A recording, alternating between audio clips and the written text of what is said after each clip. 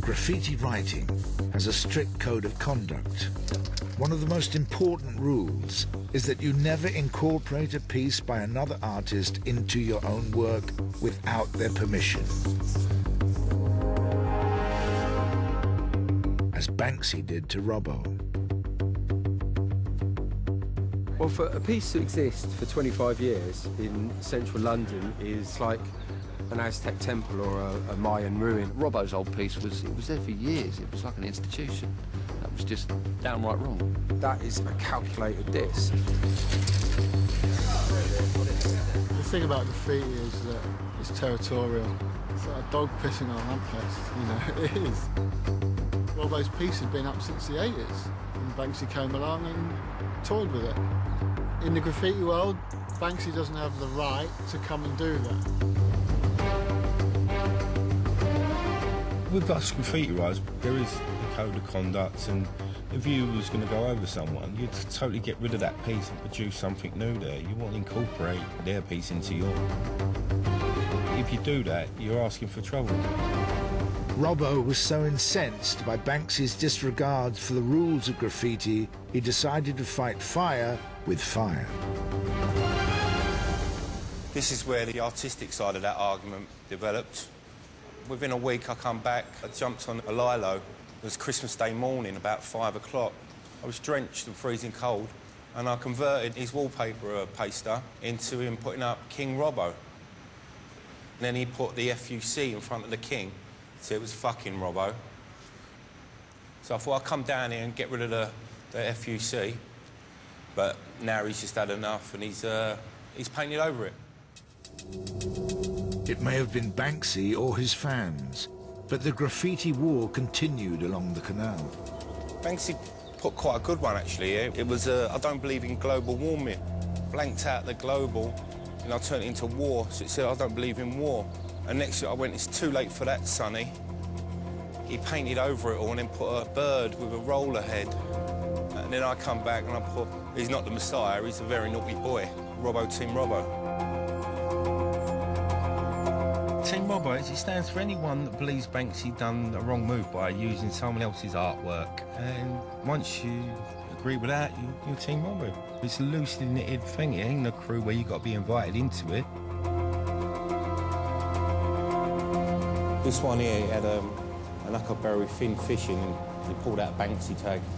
I got rid of the Banksy tag and I put a placard up there saying street cred. He's not got no street cred with real writers because they just think he's a sellout who lives off graffiti.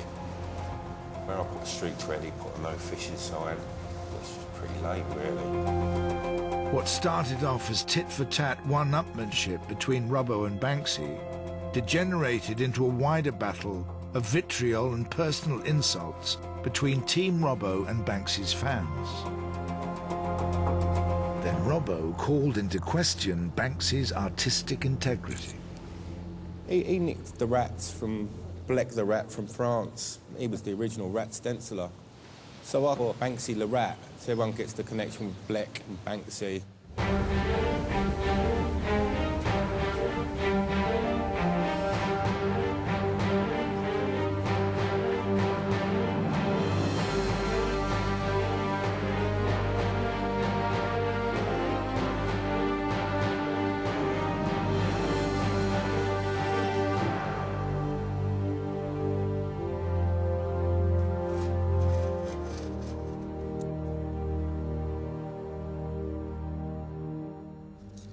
And this is a stencil.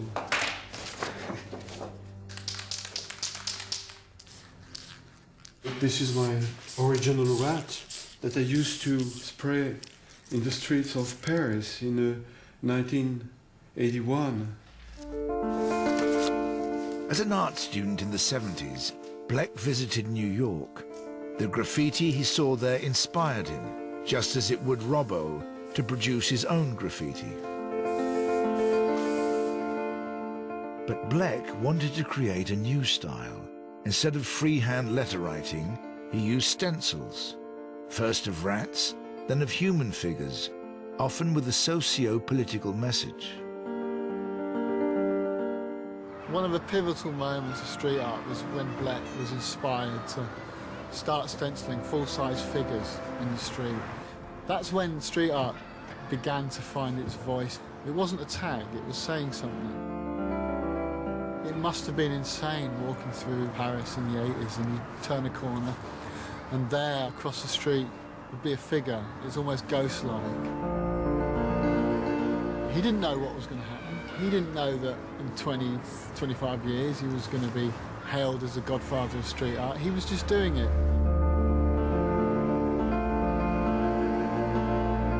Nor did Blek realise that his own very individual style would be so closely replicated on the streets of Britain.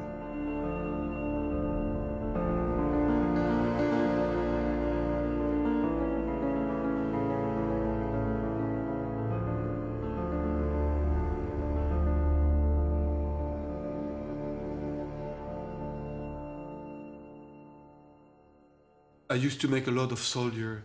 When I see Banksy making a soldier, or when I see Banksy making a Madonna with a child, or when I see Banksy making rats, of course, I see immediately where he takes the idea.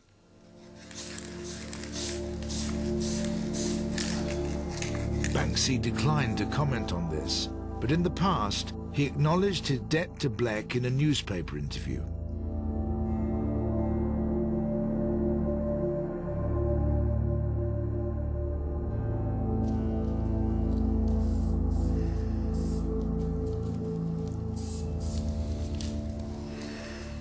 Do you feel a bit cross and a bit angry?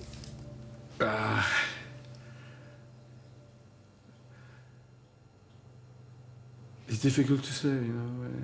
A little bit, yes, of course, because when you're an artist and you use your own techniques, it's difficult to find a technique, a style, you know, in art. So when you have a style and you see that someone else is taking your style and reproduce it, you don't like that. I'm not sure about his integrity, you know. With the Banksy Robbo thing, as an artist, is that a very bad thing if you have a piece that's 25 years old? To have something painted? Yeah. It's absolutely terrible. Maybe he has to show his face now and say, I'm Banksy, and show that kind of guy he is. Because it's true that some people say, oh, Banksy is a prick, and other people have, a lot of young people, they consider Banksy like a god. Yeah.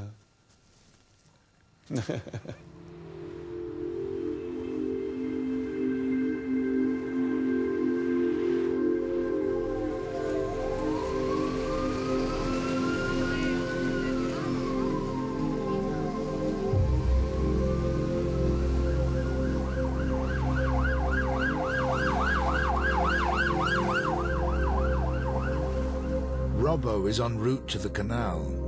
He's willing to risk his life and liberty to strike back at Banksy.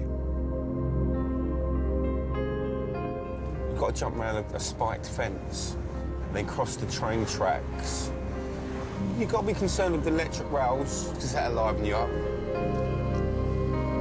A lot of thought and a lot of planning goes into it just to cut down your odds of getting arrested. You've got to know where all the CCTV is. You turn off your phones, pull your batteries out your phones, so you can't be tied to any masks. Everything goes to plan and get away with it without ending up in a police cell. Job done. Lovely. If you do get caught, do you run? Oh, yeah, I will bolt. Don't worry about that. I don't want to get arrested. I cut down and do the odds as much as I can in my favour. The rest is in the hands of the gods. From this point on, Robbo's wearing a head-mounted night vision camera. He wants to show what's all in a night's work to the graffiti bomber, but is something rarely seen by outsiders. If caught, Robbo could face years in prison.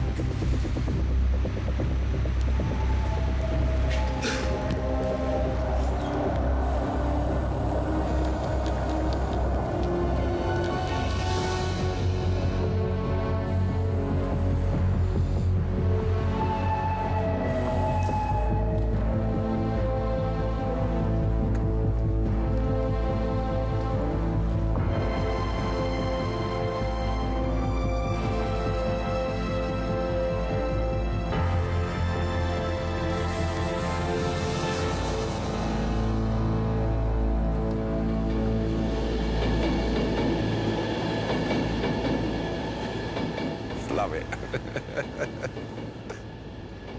I love the excitement. I just got to let that little animal out the cage now and again for the juices to flow, do you know what I mean?